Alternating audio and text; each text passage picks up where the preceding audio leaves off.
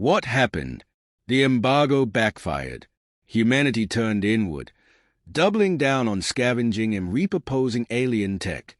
Black markets flourished, with smaller factions eager to trade with humans in exchange for their innovative scrap-based designs. Humanity's ingenuity turned the embargo into a rallying point, reinforcing their independence. Outcome: the embargo was quietly lifted after it became clear that it was hurting the Council's credibility more than humanity's economy. Humanity, meanwhile, emerged stronger than ever. Legacy of failure. Every strategy to contain humanity only seemed to enhance their reputation as a force that thrived on chaos, adaptability, and irreverence. The galactic powers learned a hard lesson. You can't outmaneuver a species that doesn't play by the rules. As one Andori diplomat remarked, we didn't just underestimate humanity. We underestimated the power of resilience, creativity, and defiance born from desperation. Diplomacy as a weapon. When humanity entered the galactic stage, they brought with them more than just their scavenged weaponry. They introduced a completely unpredictable style of diplomacy that left even the most advanced civilizations baffled. The Andori Collective, Void-born clans, and Celestial Dominion had spent centuries refining the art of negotiation.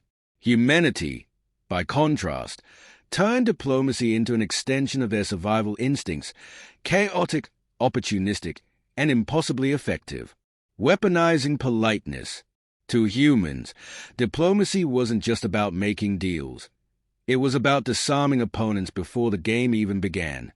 Their language was riddled with phrases that seemed innocuous but carried layers of strategy. For instance, when human negotiators said, "We're happy to discuss this further," what they really meant was, "We've already found 3 ways to outmaneuver you." The Andori, who prided themselves on their logical clarity, were repeatedly thrown off balance by humanity's seemingly casual remarks. During one negotiation, a human diplomat responded to an Andori demand with a wide smile and the phrase, "That's certainly an interesting perspective." The Andori spent hours debating the implications of the statement, only to realize later that the humans had used the distraction to secure a trade deal with another faction. As one Andori philosopher put it, human smiles are paradoxes. They conceal intentions while revealing power. The art of chaos. Where other species approached diplomacy with rigid systems, humans thrived on unpredictability. They could switch from charm to defiance in an instant, leaving their opponents scrambling to adapt. This adaptability wasn't random. It was deeply strategic, designed to exploit weaknesses in their adversaries' rigid thought processes. During a Galactic Council debate, a human envoy opened with a heartfelt speech about unity and cooperation. Just as the Dominion representatives began to soften, the envoy pivoted to a bold demand for reparations. Citing centuries of exploitation, the Dominion, caught off guard, stumbled into a concession they would later regret. Humanity's chaotic approach extended beyond the negotiating table. They often brought gifts to meetings, strange, cobbled-together devices made from scavenged tech. These gifts, while crude, were functional and often addressed a problem the recipient didn't even know they had. The Voidborn once received a device that neutralized a persistent energy fluctuation in their ships. Grateful, they briefly considered an alliance until they realized humanity had gained critical intelligence from the exchange. Empathy as a double-edged sword. Humans had an uncanny ability to read their opponents, sensing fear, ambition, or doubt with precision. This empathy allowed them to craft arguments tailored to exploit emotional vulnerabilities. During one negotiation with the Hive consciousness, human diplomats emphasized the individuality of their colonies, subtly suggesting that even the Hive might benefit from greater autonomy. The Hive, intrigued, fragmented briefly, only to find themselves in chaos while humanity walked away with a trade deal. Yet, humanity's empathy wasn't always altruistic. It was a tool, a scalpel they wielded with precision. A Dominion officer once observed, "Human empathy is their sharpest weapon. They don't just see your weakness, they make you feel it." Humor as a diplomatic shield. Perhaps the most baffling element of human behavior was their use of humor. Galactic diplomacy had long been a solemn affair, but humans brought levity to even the most tense situations. When an Andori diplomat accused humanity of destabilizing hyperspace lanes, the human envoy quipped, "We're just adding character to the galaxy." The unexpected laughter diffused the tension, allowing humanity to steer the conversation in their favor. This irreverence wasn't just a coping mechanism, it was a strategy.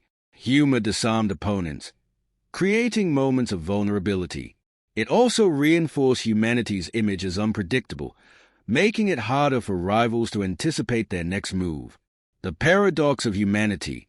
The galaxy's powers struggled to categorize humanity. They were polite but cutting, chaotic yet calculated, empathetic yet ruthless. Every interaction reinforced one unsettling truth. Humanity's diplomacy was as much a weapon as their scrap-forged monstrosity.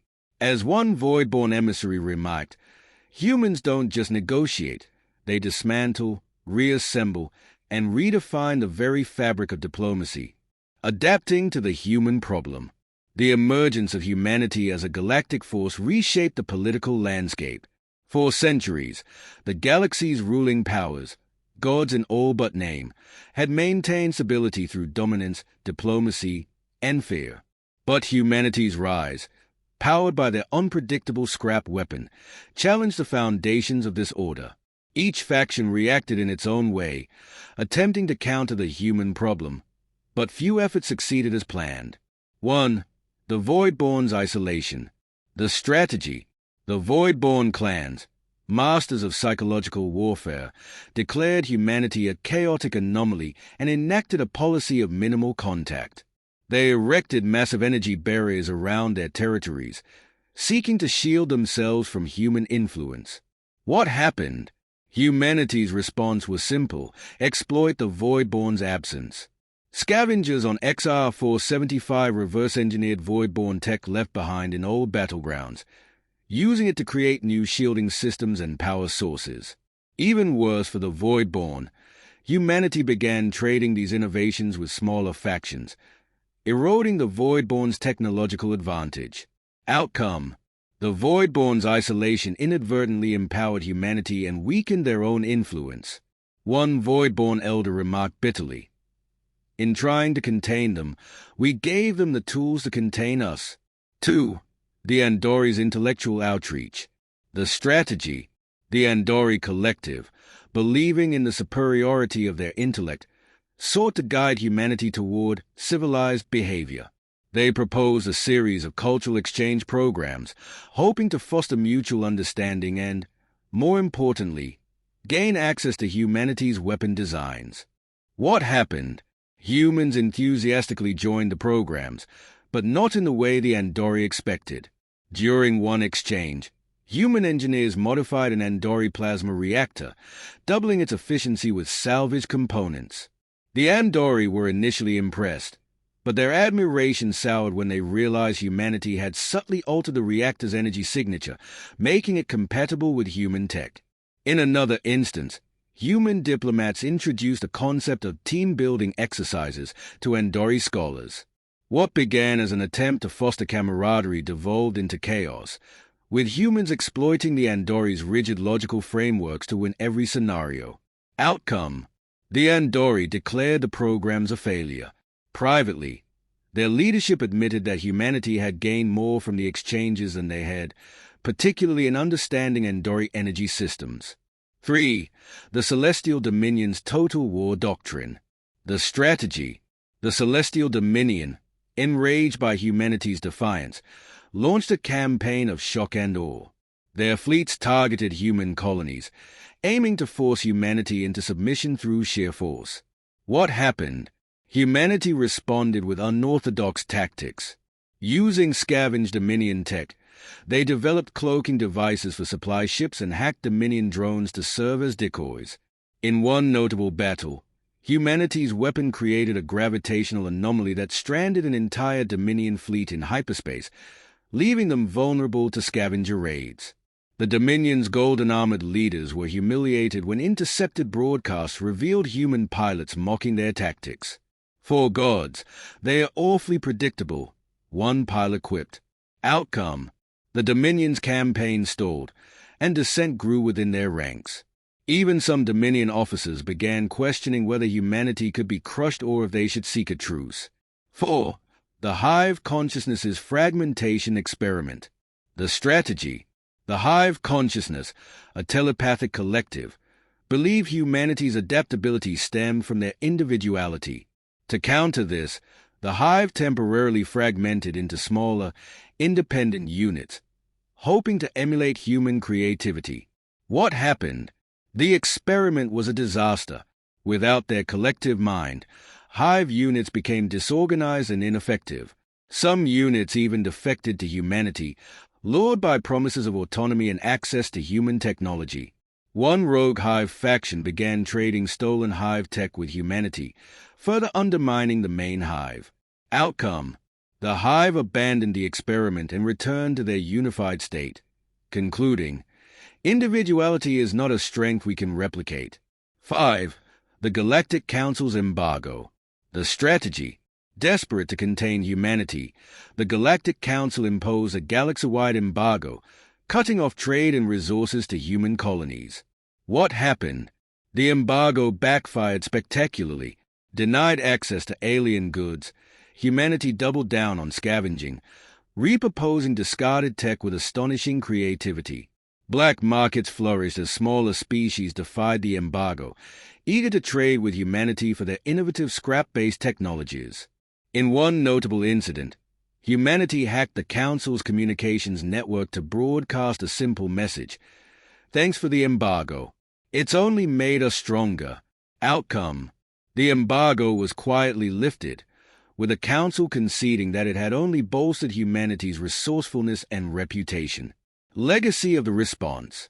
Every attempt to counter humanity only seemed to strengthen them. The galaxy's powers, accustomed to dominance, were unprepared for a species that thrived on chaos and turned every setback into an opportunity. As one Andori diplomat lamented, humanity does not merely adapt. They force the galaxy to adapt to them.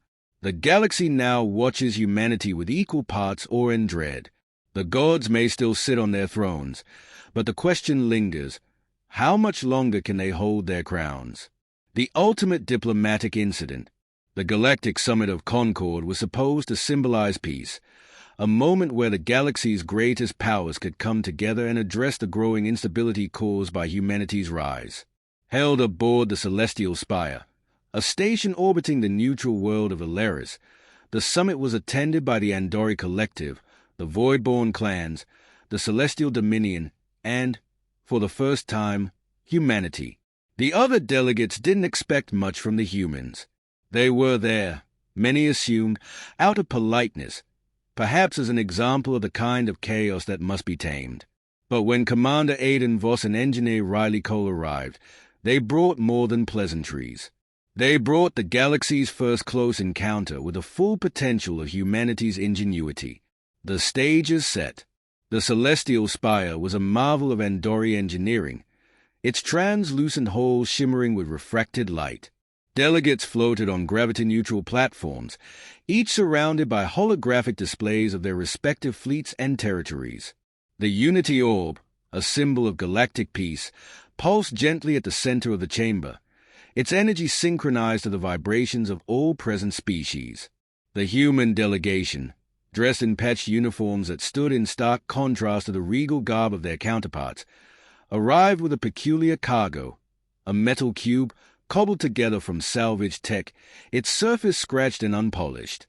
The sight drew sneers from the Dominion's representatives and puzzled glances from the Andori.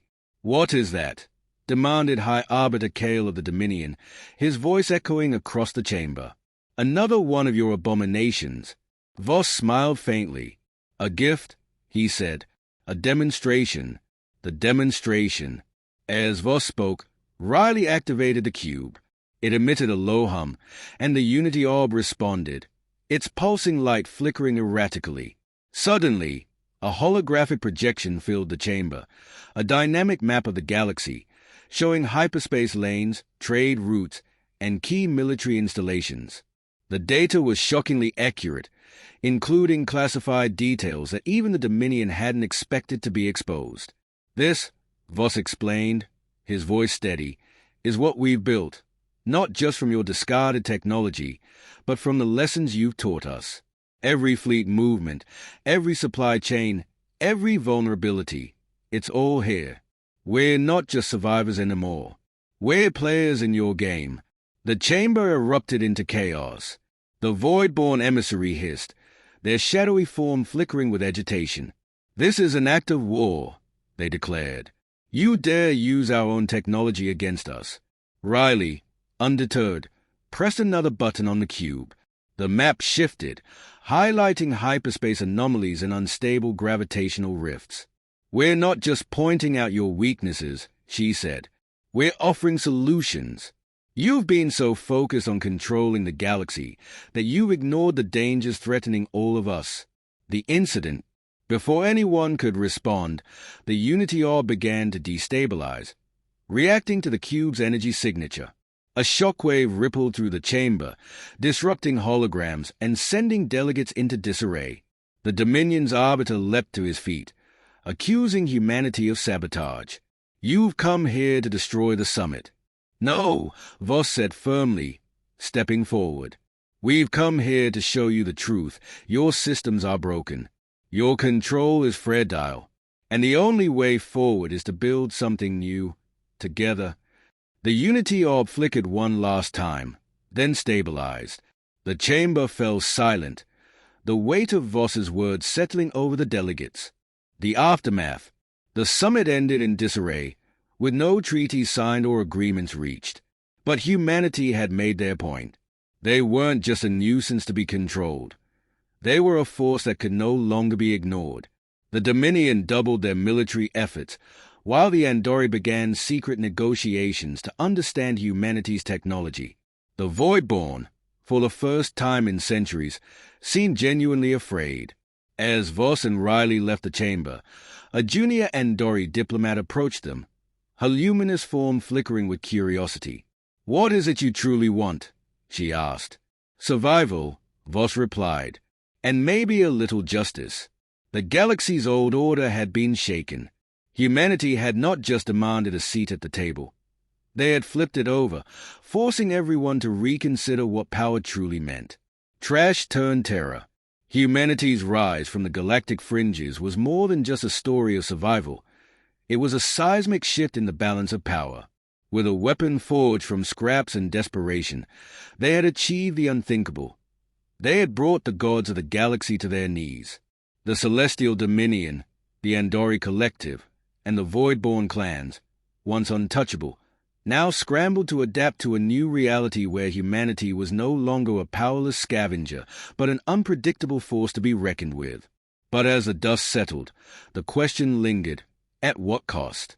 The dual legacy of the scrap weapon. The weapon, a chaotic amalgamation of salvaged alien technologies, was both a triumph and a warning. It had given humanity the means to fight back, to demand recognition and equality. But it had also left scars on the galaxy.